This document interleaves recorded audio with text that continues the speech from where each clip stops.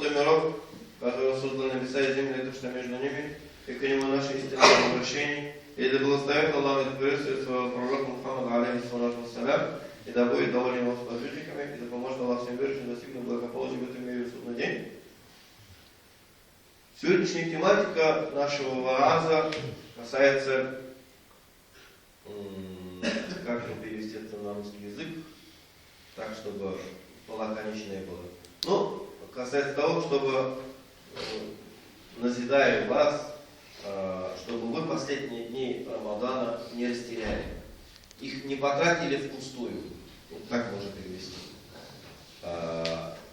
название. И много мы слышим в нашей жизни всяких назиданий, но хотелось бы остановиться на некоторых моментах, которые мы мало обращаем внимания. Я тут, если бы начал рассказывать, сейчас вспомнил бы хадисы о преимуществе месяца Рамазана, которые мы все друг друга в буклетах таких друг другу отправляем, в таких плакатиках отправляем. Вы эти хадисы, альхамдулилля, знаете. Но есть некоторые хадисы, которые, к сожалению, никто друг другу не отправляет, потому что эти хадисы, эти агабы, которые посланник Аллаха, саллаллаху алейхи вассалям, оставил, они бьют по высокомерию человека. Его делают смиренным. Поэтому высокомерной душе это отправлять не нравится. Вот эту информацию такую распространять не нравится. Поэтому осмелюсь распространить такую полезную для наших душ информацию. Осталось считанные дни месяца Рамадана. Уйдет Рамадан, придут наши шайтаны. Пока шайтаны не пришли, поговорим о нашем поведении касательно мечети Аллаха на земле. Посланник Аллаха, саллаллаху алейхи вассалям, всему научил нас, альхамдулилля. Об этом мы всегда повторяем. Даже как себя вести в мечети, и даже как входить в мечеть, как выходить из мечети, посланник Аллаха, саллаллаху алейхи вассалям, учил нас. Маша Аллах. Посланник Аллаха, саллаллаху алейхи вассалям, учил нас входить в мечети правой ногой. Кто задумывался в последнее время, какой ногой он заходит в мечеть? Аллахом, дом Аллаха. Кто задумывался над этим? Очень малая часть людей задумывается над тем, как он заходит в дом Аллаха. Посланник Аллаха не оставил нам под наше подразумевание, как хотим заходить. Он оставил нам хороший манер, хорошую методику поведения себя по отношению к мечети. Он не сказал, можете левой и правой заходить, можете запрыгнуть в мечеть. Он так не сказал. Он правой ногой заходить нас научил. Посланник Аллаха, саллаллаху алейхи вассалям, научил правой ногой заходить в мечети Аллаха, в дома Аллаха. Давайте будем вспоминать этот момент. И будем правильно заходить в дома Аллаха. И будем каждый раз, когда подходим к любой мечети, вспоминать назидание посланника Аллаха, саллаллаху алейхи вассалям. На это хадисы полно в сборниках. Если это не популяризируется, это вина тех, кто это не популяризирует, которые подтверждают именно этот тезис. И посланник Аллаха, саллаллаху алейхи вассалям, оставил, что говорить, когда заходишь в мечеть. Когда заходишь в мечеть, надо говорить бисмиллях. Бисмиллях что означает? С именем Аллаха. Ассаляму аля расулиллах. Приветствие, здравие, спокойствие посланнику Аллаха, саллаллаху алейхи вассалям. Это не значит, что если посланник Аллаха, саллаллаху алейхи вассалям, иннака майитун ва иннахум майитун, то, что он ушел из этого мира, что мы не должны говорить этого, того, что он нам оставил, как адабы мечети. Посланник Аллаха, саллаллаху алейхи вассалям, нас обрадовал тем, что каждый наш салават, каждое наше приветствие до него доводится, а в день пятницы он слышит наши салаваты и салямы.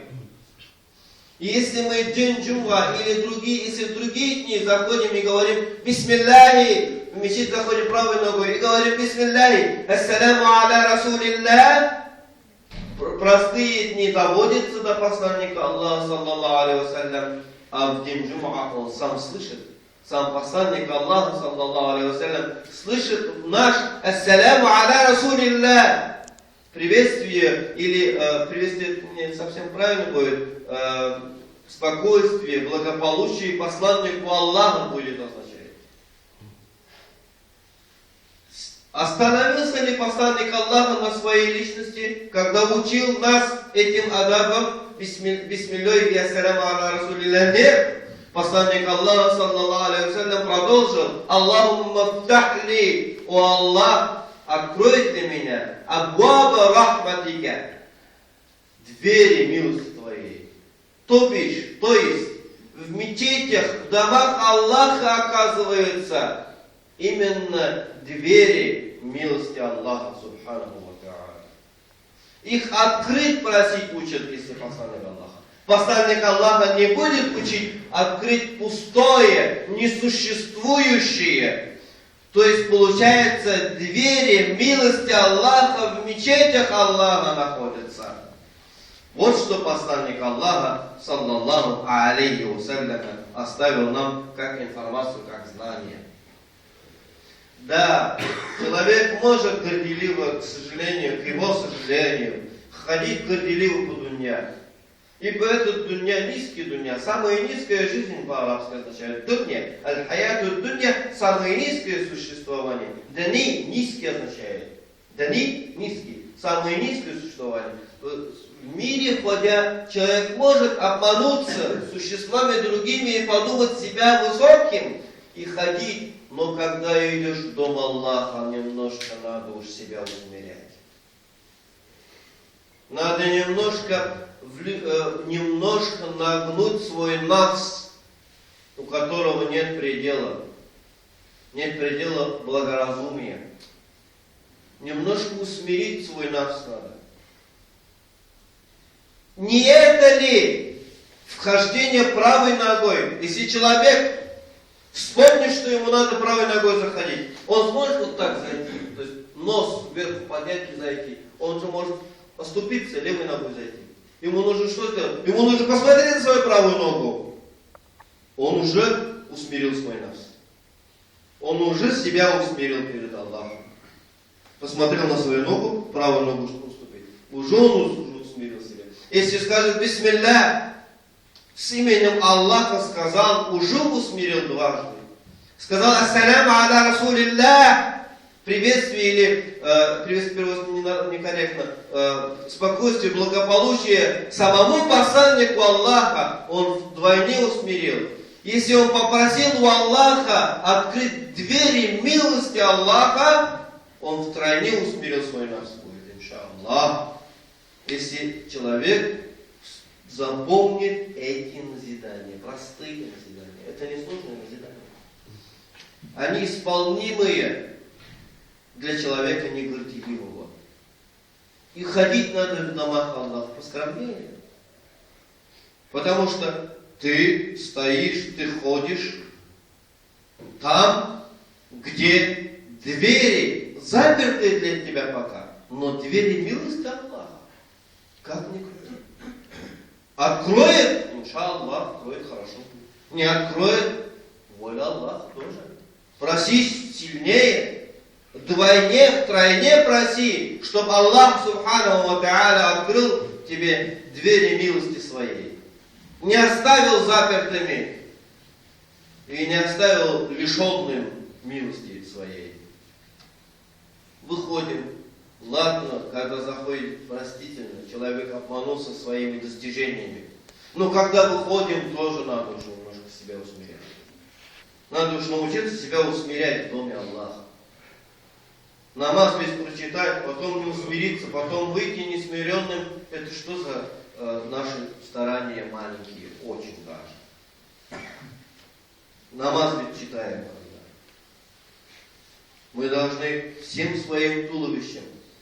Ведь взять всех сподвижников, особенно первых халифов, особенно тех, кто обрадован раем, особенно ученых среди сподвижников, они казались, как будто во время намаза уменьшаются ростом.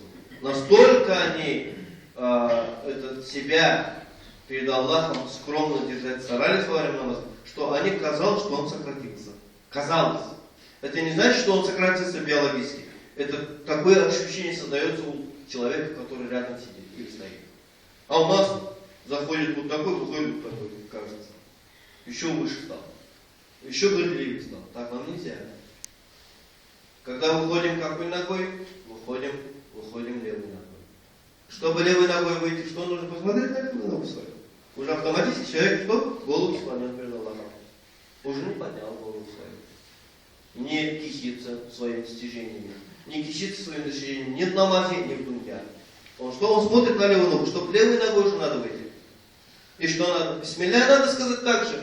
И сказал Аллахумма, о Аллах, Аллахумма инни ас'алука, о Аллах, поистине я прошу тебя, мин фадлика, из преимуществ, которые ты спрятал в этом мире. Преимущества, которые Аллах Та'аля спрятал в этом мире, мы не дуньевские какие-то достижения, а именно преимущества. Мусульманин, который ищет преимущества в этом мире, подобен пчеле, которая ищет среди всех трав самые наилучшие полезные вещества и приносит в свой дом. В дом, где они живут все вместе дружно. Если каждый раз из дома Аллаха будем выходить и говорить такие вещи будем, неужели Аллах Та'аля нас отвергнет? Ибо если Аллах Та'аля обещал поднятую руку не возвращать пустым. Аллах обещал поднятую руку не возвращать пустым. Настолько милосерден Аллах Субхану ва Тааля по отношению к нам. Поэтому надо запомнить это и пользоваться этими знаниями. И менять себя. Делать себя скромнее, ибо за скромностью таится милость Аллаха. Это мы все знаем. Просто забываем. Из-за того, что из-за наших скудных достижений, к сожалению.